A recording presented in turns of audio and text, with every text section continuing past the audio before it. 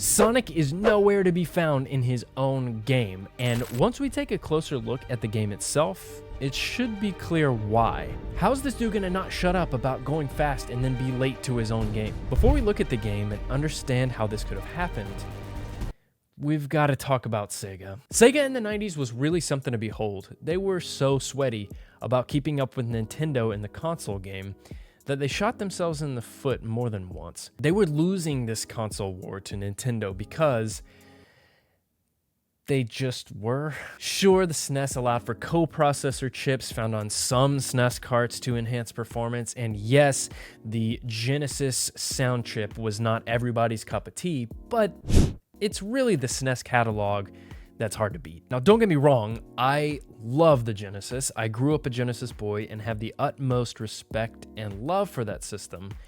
But I wasn't the one writing Sega's marketing campaigns. I'm not the one that said Genesis does what Nintendo don't. It's free. What Nintendo don't. While very memorable and kind of a sick burn, it left a poor taste in consumers' mouths. And then they went down this weird, confusing path of add-ons to the console with the 32X and the Sega CD. At least they had Sonic though. And man, did I love Sonic. I remember sitting on the floor in my sister's room playing Sonic 2 during the summer all day long until dinner, and then more afterwards. I had Sonic shirts, I had the McDonald's toys, and I even had this Sonic plush doll, which I'm pretty sure was cursed. So why on earth would I play a Sonic game when he's not there? I wouldn't, but my future self would. And so would the boys on our most recent podcast episode about Dr. Robotnik's Mean Bean Machine. Based on the title, one could assume that this would be considered a Sonic game. So let's do this. Boys, is this a Sonic game? Yes. Of course. It is, of course. It is Sonic's IP.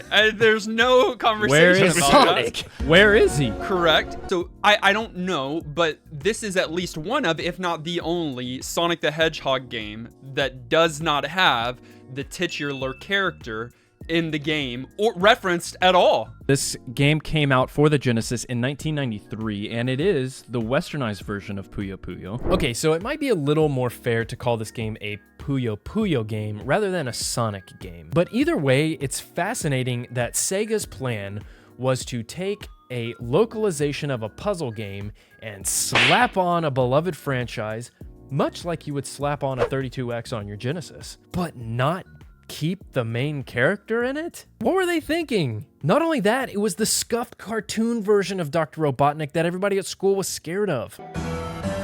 But if you play like Tetris, you lose. That's not what this game is. Yeah. You can't The play game like is Tetris. very different than Tetris in a big way. A noob can understand and be decent at Tetris on Correct. their first game. Correct. No tutorial. Puyo, you will be trash, stressed immediately. And my understanding is they solve some of this in their AI in future games. But unless you watch the opening cutscene, meaning you don't hit start, and it's okay, I have to be honest, it's an okay tutorial demonstrating, but you have to watch that. Most people won't. And even if you watch it, you'll still be bad. But I almost feel like the computer is sometimes malicious about like where they place them.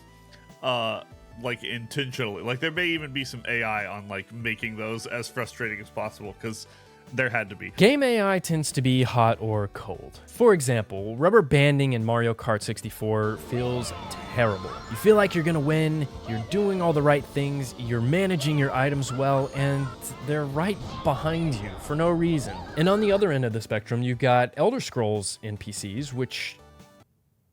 I love dogs. Doesn't everyone? Bye.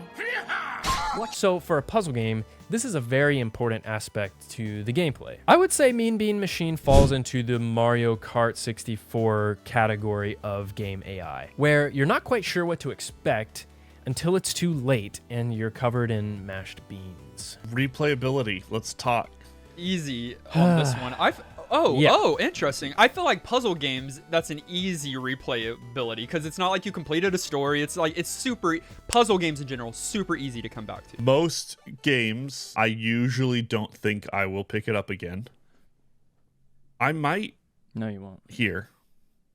I don't think He won't, but I don't think I will, to but do. like I want to. Immediately, I don't think I okay, will. the want is there. I got you. Okay. So, is Dr. Robotnik's Mean Bean Machine for you in 2023? The only way to find out is to play along with us, which we do every week with our community in Discord, and then make an entire podcast episode about whether or not you should get it and how it ages. And in the full podcast episode, we just might read your commentary if you leave it in Discord. Join by clicking the Discord link in the description. We would also super appreciate if you like the video and subscribe to our channel if you want endless retro gaming content completely free.